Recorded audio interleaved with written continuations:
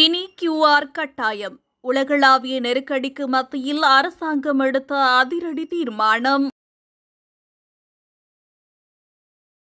உலக சந்தையில் நிலவும் எரிபொருள் விலையேற்றம் மற்றும் விநியோக தடைகளுக்கு மத்தியில் இலங்கையில் எரிபொருள் விநியோகத்தை முறைப்படுத்துவதற்காக அறிமுகப்படுத்தப்பட்ட கியூஆர் குறியீடு முறைமை காலவரையறையின்றி தொடரும் என அறிவிக்கப்பட்டுள்ளது.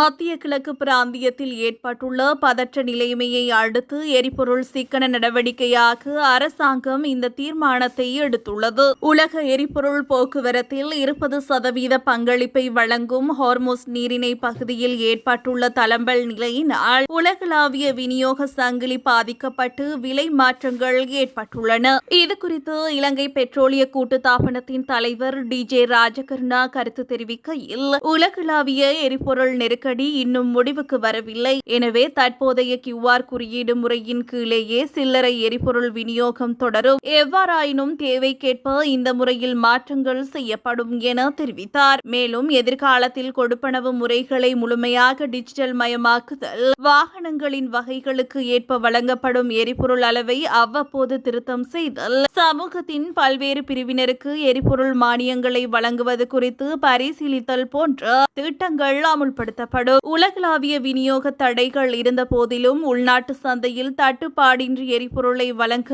அரசாங்கம் உறுதி பூண்டுள்ளது. சாத்தியமான நெருக்கடிகளை எதிர்கொள்ளும் பொருட்டு இந்தியா, சீனா மற்றும் ரஷ்யா ஆகிய நாடுகளிடம் இருந்து எரிபொருளை பெற்றுக்கொள்ளவும் மேலதிக முயற்சிகள் மேற்கொள்ளப்பட்டு வருகின்றன.